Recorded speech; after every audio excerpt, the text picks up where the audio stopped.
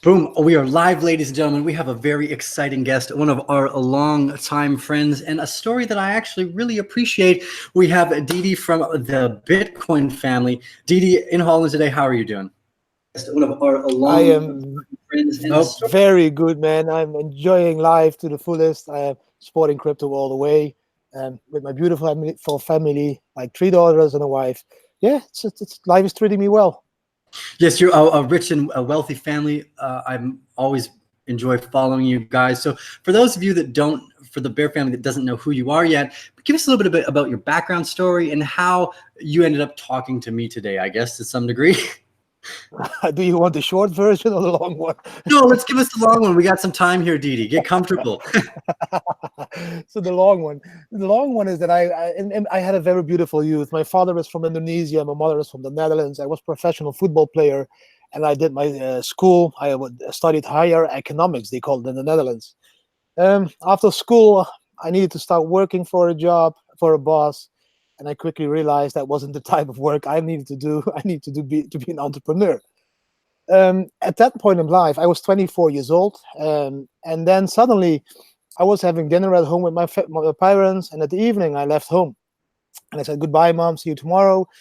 And in the night, my brother called me and he told me, Didi, mom doesn't breathe anymore, so I need to race back home. And saw the ambulance, and she went into coma. 7 days later, she died. She was 48 years old. I was 24. At that point in life, I couldn't cope with the feelings. I was too emotional about it, and so I became a workaholic. I started to build my first company, my second company. I started to mine bitcoins. I started to accept another management job in an online casino in Malta. So for my, I was on top of the world. I had my Jeep Cherokee, my audio cabriolet, my motorcycles. My kids had their quads. Everything was there, what I needed, and what I thought was the goal of life. Yeah, being very wealthy. And then in 2014, my father called me. I was driving my Jeep, and he called me, and he's like, Didi, are you sitting? I said, yeah, I'm sitting there. So he just came from the hospital. They diagnosed me with cancer. I have 1 more year to live. That will be 2015. Again, drove home. My father opened the door. We could just hug and cry, of course. But that touched me very hard. And I hired a manager to run my companies. I stopped mining bitcoins because the crash, of course, in 2014. I need to get even with my investment. And then in 2015, I spent like 24/7 with my father and my family, and wanted to really feel and intensively the last Christmas, the last Easter, the last holiday, all those things which you want to do with your father when you know he will die. And then in January 2016, he died, and I need to arrange the funeral and all the things and the inheritance. And then I was struck by a huge burnout. So it was completely empty. My energy was gone. And at that point, you start to reflect life and you think, is this the thing what I need to be doing the next couple of years? Or do I need to spend time with my family now? Life can go very fast. And I decided on the last one. So I sold my companies and I started to travel with the family. And during those months, a guy called me and he's like, Didi, do you still have your Bitcoins and your Doge coins? I mined them for a year.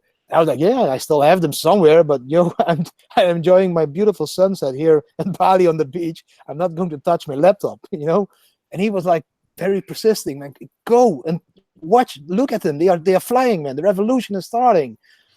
And at the evening, I opened my laptop and I started to check them, and I was like, yes, I got this, this revolutionary feeling again. The reason I started believing in mining bitcoins because of disrupting this whole system. And I was like, wow, this is a huge move. I want to be part of this. So I walk up to my wife and I ask her, darling, what do you think of the idea of just going all in? And she's like, all in what? I said, in Bitcoin. Those things you mined with the computers? I said, yeah, those things, yeah. But you gave up of them. He said, yeah, because we had a crash, but they are going up again. And then we just decided as a family, we have been traveling for 11 months. We are very happy at the moment. Our kids are very happy at the moment. We just live out of 2 backpacks, nothing luxury. The kids don't miss out on anything. I love building sandcastles with him. This is what I like about life now. And then she was like, yeah, maybe we should teach them to be very happy in life without being a materialist, without having luxury. that if they can be happy like poor people, they can also be happy like rich people, you know. And this is the mindset we want to give with the kids, and that's why we decided, okay, let's fly home. I started to sell my cars online in Bali. I sold them and invested that in Bitcoin. And then we flew home, put the house for sale for Bitcoin. It was sold in 2 weeks. And then the media flew. And then the media keep flying from everywhere, all over the world. What did you do? You sold your house for Bitcoin? You are the Bitcoin family? And we were like, no, we don't want this. We don't want a vlog. We don't want a blog. We just want a peaceful life on the beach. I want to go fishing every morning, eat my fish, and nothing else. But yeah, the media turned all the story around, and then you get to decide as a family, what do we do? Do we say no again, or do we say yes to an adventure and just see where it takes us? And it has taken us that far that we are part now of a few documentaries. We have a sort of a platform how we can, with which we can support poor people all around the world. And now it brought me this far that I'm even talking to the Arcane Bear. So what more do I want, man? This is how cool. How cool. You know, Dee, what a sentimental story, and I hats off to you for recognizing the trauma and how to deal with it too. I myself have done this a few times before. When things go bad, I just face down into work and just start grinding. But for this reflection of you to go back through and to ask yourself, you know, what's valuable in life, you know, to you, to your family, and to have gone this kind of minimalist route to travel and to enjoy new scenery and to really learn what it's like to be, you know, a part of the earth as at large, I think is such a really beautiful and moving story. So thank you for sharing that. I mean, it's you were going to bring tears to my eyes there if you kept going. And then the next part too, you know, the excitement of the revolution starting, this kind of new inspiration to dive in with the media, and then again for us to become friends. You know, we're on the opposite side of the world. We can have a conversation now because of technology and Bitcoin. The community is probably one of the most intriguing things to me about this space. And you know, I've actually followed you for a few years. The first time I saw your stuff, I was part of the Dollar Vigilante. I remember seeing the articles about you come up on I think it was Forbes and Business Insider the first few times. So I'm glad you decided to take that route and go, I guess, public facing, because it's an inspiring story. You know, I myself am not that risky. I had the opportunity last year to sell my house to go all into Bitcoin when it was around $1,000, and I didn't want to do it because we actually have something very similar in common, which is I would rather go sit out and watch the pineapples grow than really worry about what I have in my account. So I think a lot of people they strive for wealth, but they miss the fact that a lot of wealth has to do with being grateful for what you already have and appreciating things like making sandcastles with your daughter. So over the last 2 years, I've had a pleasure of a time watching you and your family travel around. Can you tell us a little bit what it's been like, people recognizing you, I'm sure, as you travel, and what it's, you know, how the brand of the Bitcoin family kind of took shape? So in the beginning, it all started with escaping the Netherlands because of the media. We lived on a campsite in the Netherlands, and it was really crazy. It was like 5-6 days a week.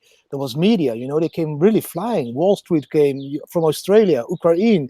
They came, and my kids and my wife, you know, I like attention because I know that attention gives me this warm feeling of, okay, now I can reach audience, and with audience I can change the world, you know.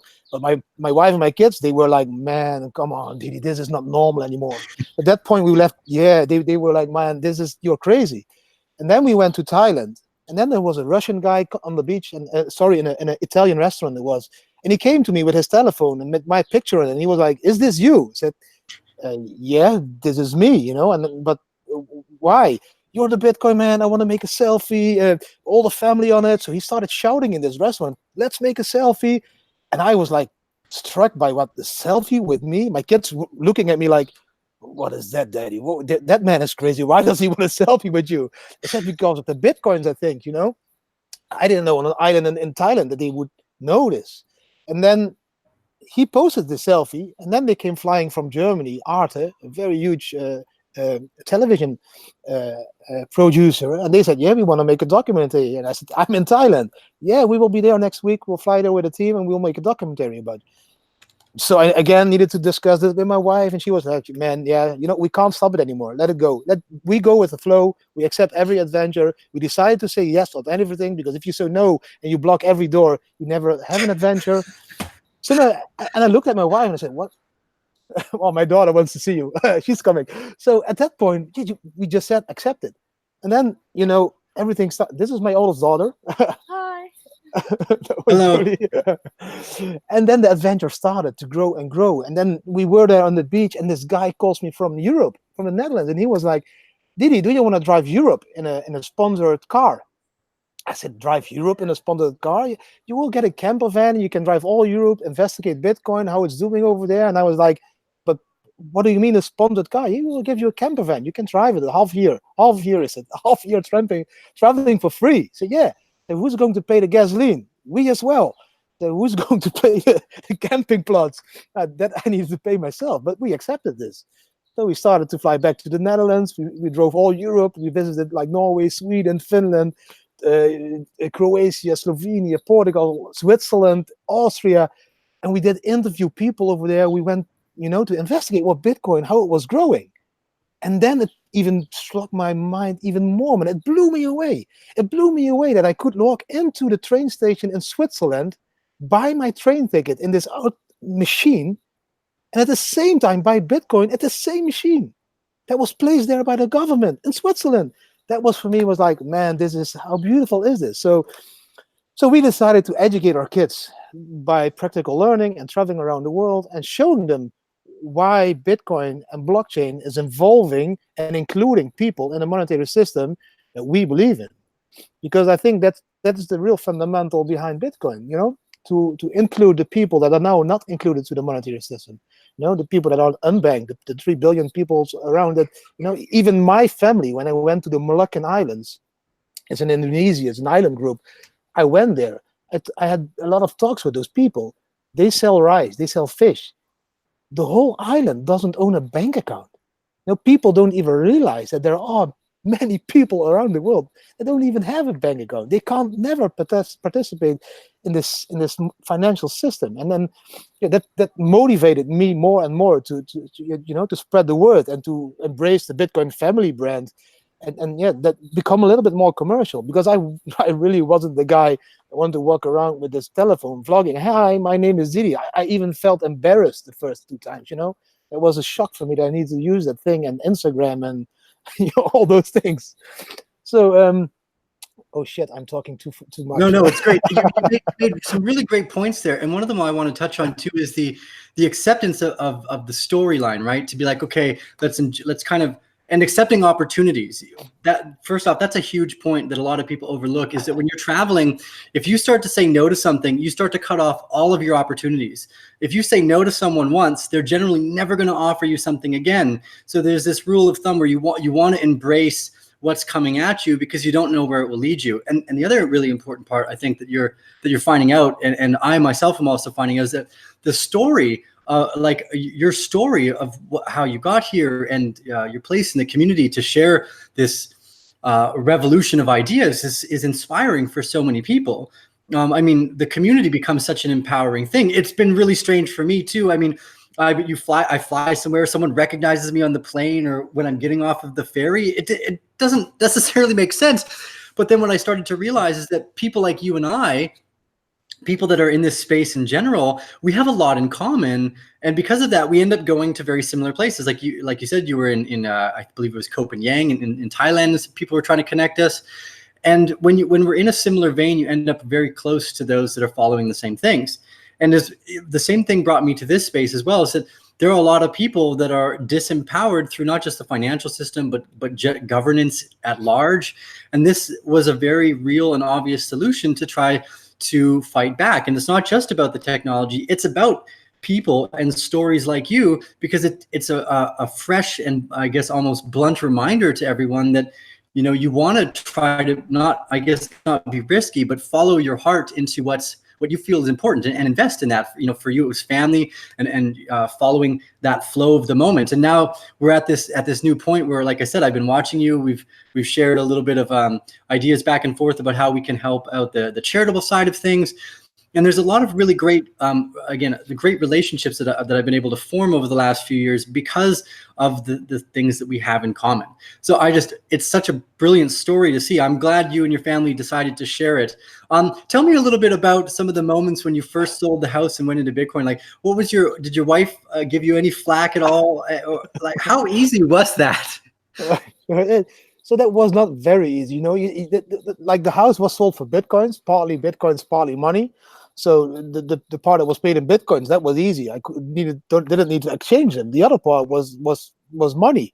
And then, you know, you are like sitting there in your campsite with this laptop on this plastic camp table, and you have like, let's say, a lot of money on your bank account, and you need to press the button, buy Bitcoin, you know? At that point, Bitcoin was around $3,000-4,000. So it's like, okay, are we going to push it or not? And we're walking up in front, you know, and then I said, yeah, man, fuck it, push. And then just push the button. And we bought those Bitcoins. And then we just, and then we looked at each other, and she was like, that didn't change much. We just have Bitcoins now, level, you know, and we just took a risk. And if we go bankrupt, man, we go bankrupt. And I will start again. I started when I finished school. I started to build companies, and I succeeded in this. I sold those companies. And if we go bankrupt because of Bitcoin, I will start again. I will make a new company. I will start. Life is about being an adventure. Life is not about running the hamster wheel, running in this red cycle. Just enjoy the things you do. Start. Open the doors. Walk up to the door. Open the door. Look what's behind. Wow, that's beautiful. Stay. Wow, that's ugly. Close the door. Go back to the situation where you were and try another door. But people are getting stuck in a system. And I hate that this system is being created. That's why my kids don't go to school. I don't want to create zombie robot kids. You know, I want to create creative kids that understand the faults of the system and understand that they will make a difference in the future. That's what we need to do as parents. We don't need to accumulate more wealth every day and neglect our children. I don't try to offend other people that, okay, you know, prefer to work very hard and neglect the children, but that's not my way of doing it. You know, I made those kids, and now I need to, you know, educate my kids and show them and prepare them for the future and not for the past. And I think that is wrong with the society. We got so, you know, locked up in accumulating wealth that we just started working and running and not working more to get more wealth, because then you were succeeding in life. But that's not the truth. I succeeded in life by doing business. I succeeded in life by selling my Bitcoins and having more than $1 million in Bitcoins. That didn't change a fuck for me. I still ate the same sandwich. I still shit on the same toilet, and I still swim in the same sea. I still get happy of those things. So that is what we try to evangelize, by being the Bitcoin family. No, it's such a beautiful sentiment too, you know, to take your children out of school. I think a lot of people, you know, kind of shy away from the things that are difficult to go through. Yet when you go through kind of risky behavior, that's where the biggest rewards are. You know, I dropped out of school in grade 9 because I felt I wasn't getting anything out of that experience. You know, and I tried to share with my parents what was going on, and there was no reciprocal understanding of why this kind of cultural indoctrination was so negative. You know, I think what's really important again is the storyline that you're kind of spearheading and leading the way with is so valuable, not just in the blockchain space, but like you just said too, these are some of the things that you and I have deeply in common. It's like, it doesn't matter how much money I have, whether it goes up or down, I'm going to go sit in the grass and play guitar. And my favorite things are watching the pineapples or the ayahuasca grow. I think when you get to a certain point in at least personal development, you realize that wealth is a tool to drive your vision further. But if you're really a wealthy person at a core level, it's the really small things that fulfill you. Like you said, I'm going to swim in the same stream. You know, I think a lot of people overlook the wealth that they have right in front of them. And one of the things we try to do with our story is remind people, like, you already have the abundance of the universe at your fingertips. It's generally about appreciating it. You know, if this guy has $1 million and this guy has no money and it's raining, the person who's really who's dancing around in the rain, that's the person who's the wealthiest, not the person that has the most money in their bank account. And this is something that we as a society have forgotten, is that appreciation and gratitude makes our life a better place, not just for ourselves, but for other people. And you're a shining example of not just yourself, but of how a family can do that together. So let's maybe give us a little bit of a roadmap of what you're looking forward to doing over the next few months, and maybe where other people can find you, how they can connect and support and share your story as well. Yeah, I first have a question, because I thought I heard you saying that you were growing pineapples and ayahuasca. That's true. I did say that. Oh my God, I need to come to you, man. You Yeah, know, come ayahuasca. I did a few ayahuasca ceremonies. I love ayahuasca, so maybe we can do one together. Then we will be able to change all the world just from your Yes, beautiful place in nature, man. I'll make sure we dive into that conversation a little bit when we keep offline. But this is one of those ideas where I think visionary plants and really helped my progress into understanding internal wealth. And it was one of the reasons why I walked so far away from the system to try to find myself, is because when you sit down with nature, you very, very quickly realize that we are very unimportant in the story at large. But we're indefinitely necessary to where we are now. Yeah, exactly. That's such a real thing. But it opens your eyes to what's possible, and again, to what's important. And your story there is, I think it's such a brilliant thing for other people to see. And I'm sure and I know for a fact you've inspired so many people along the way. I'm really, really excited for the next time we get to meet up. You're welcome to come to Costa Rica. I think I'll be setting up a home base in Australia so we can do more of the marketing work that I've been telling you about in the background. So hopefully we'll be close and we can collaborate a little bit more. Now here's kind of let's veer off the Bitcoin path a little bit, and let's talk about just crypto in general. What's your current take on the crypto sphere in general? Like, I know where I sit, I like speculating, but what's your thoughts on some of the other tokens and ideas that have been growing over the last year or two? Oh man, that's a good question. I've been struggling with those thoughts many times. Then you are a Bitcoin maximalist, then you are an altcoin lover, then you are, the people seem to hate you for whatever you do. So the thing I'm doing now, I just had a presentation 2 days ago at a Verge meetup in Rotterdam.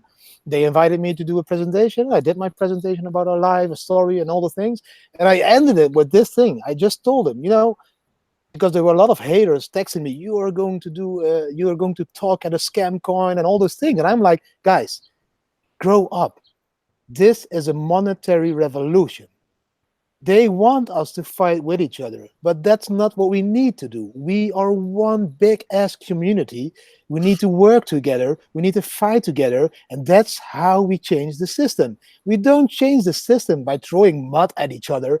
Litecoin is doing that better. Bitcoin is doing this better. This one has a bigger block size. This one has a better transaction speed. This one is... It doesn't matter. We are a community. We all believe in one thing, that we can disrupt the system.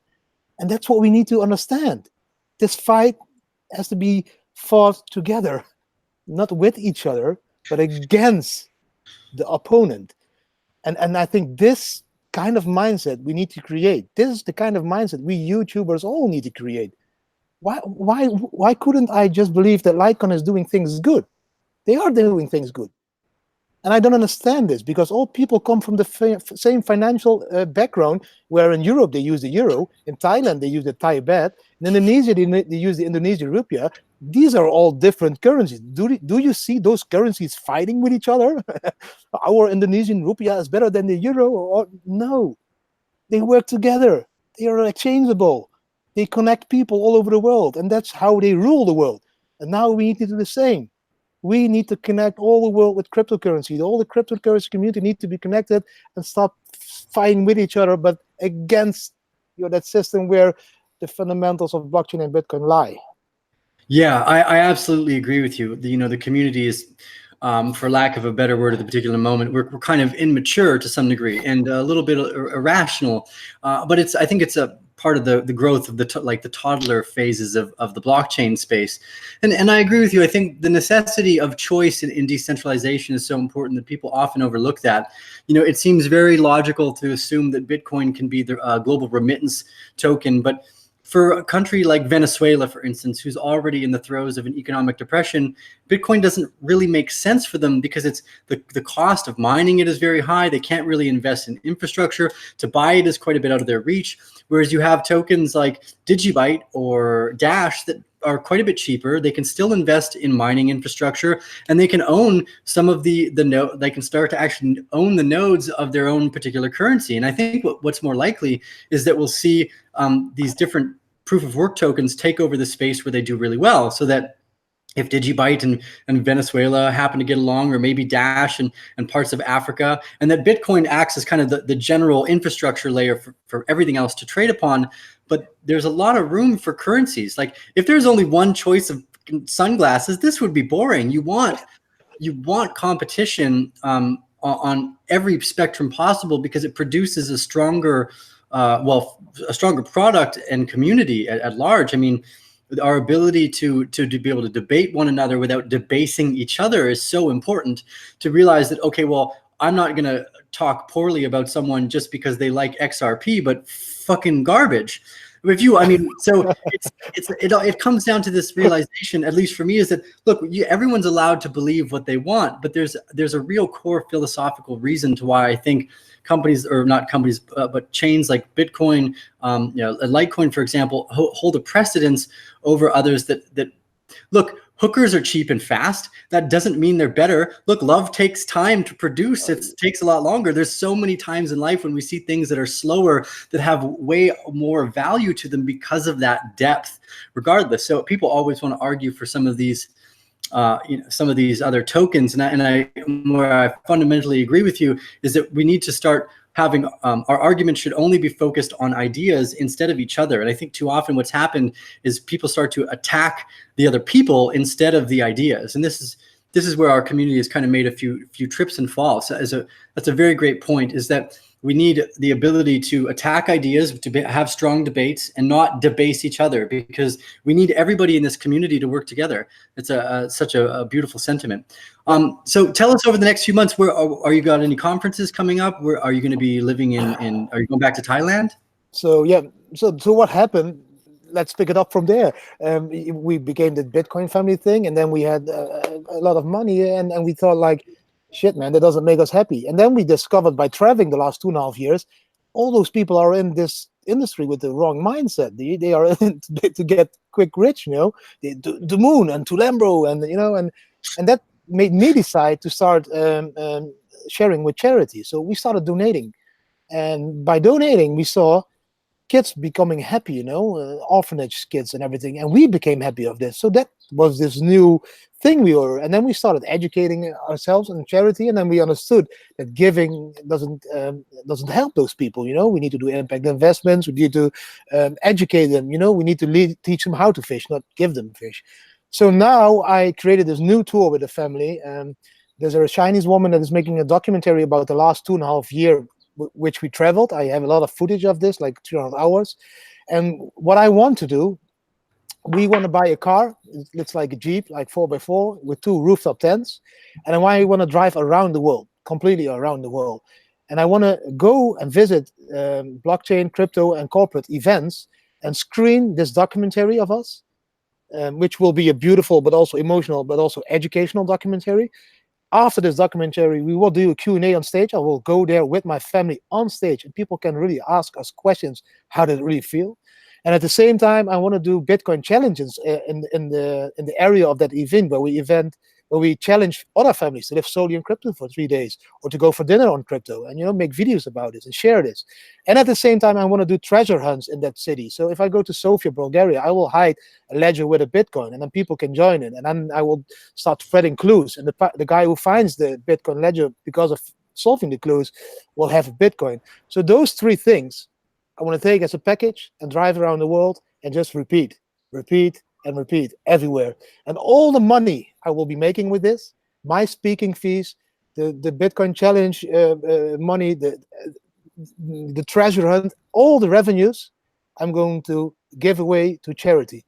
So I'm going to give it or use it for impact investments. But don't do that. Don't do that. Don't do that. You and I have had some conversations like this in the background. There is a smarter way to do this storyline. I promise you, Didi. We're going to collaborate. We'll save part of this for after the show. Yeah, no, we can collaborate on this stuff. I think it's smart. Yeah, but that's what you're on the right channel, though. I fundamentally agree with you. You know, I have this. I have a very same drive. You know, you and I have had conversations about some of this, how we can benefit others during this process. Because when you're having a bad day, the way to make your day better is to go do something for someone that's less fortunate than you, because you very quickly realize how fucking good you have it. You're like, oh, well, I just sound like a whiny bitch. Like, what was I complaining about? Everything is fucking perfect. Exactly. So, I think it's important that people do recognize the value of going out and doing things for others. Now, I think there's inherently a very large flaw in charity in general, which is, you pointed it out. One of them is that you can't just give things to people, because you then generally stop them from reaching the opportunity that they need, right? Most people have obstacles in front of them that they have to overcome. And if you just remove that obstacle, they didn't learn anything. No. What you need to do is be like, yeah, you could do it. You could make it over that wall. You know what I mean? We almost need more inspirational and motivational people in the space that don't give almost anything but that. Like, a lot of the times, all you need is someone kind of rooting you on, and that gets you over that obstacle. And if the people can achieve overcome their obstacles, that's where all the opportunity lies, because now they're empowered by themselves. And you know, I've shared this with you, I think, before, but Dan Pallotta as well, he's raised hundreds of millions of dollars for charity. And one of his main talking point now is charity's broken. We can no longer do it this way. We need to look at doing it a different way. And I think I think there's a ways to answer that. So over the next few months, it'll become very, very noticeable, because there's a lot of big budgets to go into playing these games, because it should be profitable to make a difference in the world, right? I don't understand why I can't get on a private fucking jet to fly to go clean up some ocean oil spill. Well, you have other people that can fucking fly around in private jets with the problem is if we can't incentivize people to do good work at scale, no one's going to take that job, right? Yeah, and that's a big part of the problem. So I think you've got your storyline is beautiful. I've every time you don't, and again here, giving to children's charity is a whole nother thing. You know, children in nature, they have no ability to really speak up for themselves. So you can give children endless opportunity, and it's not like you're taking obstacles out of their way necessarily. You're actually providing them with new obstacles to overcome, which might be learning how to speak a different language, or maybe write in Solidity or any of these other blockchain spaces. Yeah. So I think there's a way that we can alter what you're talking about to make it so that, because you should be making money from doing good things in the world. And that's what we haven't been able to accomplish. Is we think that charities are broken, because look, I know that if you give me $10 and you're like, here, you can either give it to this kid over here and we'll buy them school books, or you can spend it on marketing and advertising. If I spend it on marketing and advertising, I can make $50 more to then give back. So what people don't generally understand is that the charity model is broken, because you don't want to just give it directly to the people that need it. You want to take it, build it into a business and a product, because then you can scale and give them way fucking more.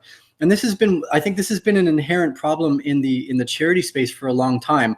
I mean, the Red Cross as a business model hasn't been disrupted in over 100 fucking years. There is no other companies that don't go by the wayside in that period of time. Most companies have been disrupted and replaced in usually 10 to 20 period gaps. So here we have a multi-billion-dollar industry that's just nothing but trash. So I think the way to disrupt it isn't to do what they've done wrong the whole time. It's to come in with a new business model and really incentivize people like me, who can accidentally make $500,000 a year, to go do good in the world. Because for instance, the average CEO of a hunger charity maybe gets like 90 grand a year. It's like, dude, I can make that by accident in maybe a month sometimes. So why would we want to limit intelligent people and the money that they can spend to produce a higher level of scalability?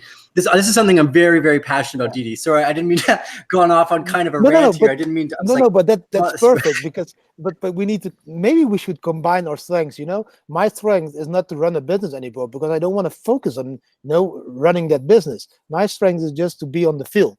No, I'm going to drive around. I'm going to educate those people. I'm going to introduce them to my management or whatever that will be that will do this financial part, because I don't care about financials. I don't care about money. I'm not the good guy to get money because I don't even know what to do with it, man. So that's what we are looking for at the moment. And if you look at our website, thebitcoinfamily.com, you will find this. There is a promo video of a tour, and there is also, if you click beneath the promo video, you go to the tour website, and you can see that we are searching for those people to help us, because that's not our strength. My strength is to talk on stage. My strength is to connect with people, and that's the thing. What I love to do. Oh yeah, that's the promo video, and then the green button, and that brings you to the tour page, which I created myself because I don't want to spend money on it. Nice. So for those of you that are interested, go to thebitcoinfamily.com or YOLOfamilytravel.com as well. Take a look at Didi's website. Remember to sign up for their travel tips. And again, you can find them on Twitter as well here at the Bitcoin Family, I believe. I just figured I'd yeah, but my Twitter is a little bit more used. Perfect.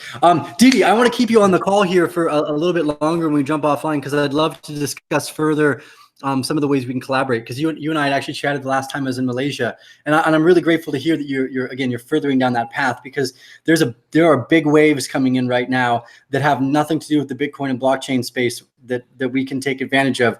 And you, I don't know, you're a long-haired gentleman. You strike me as the kind of person that might like surfing. I don't know. I like, but I can't. I'm not so good at it, but you can teach me next time. Yeah, I tried it in Bali, and I can stand for a few meters.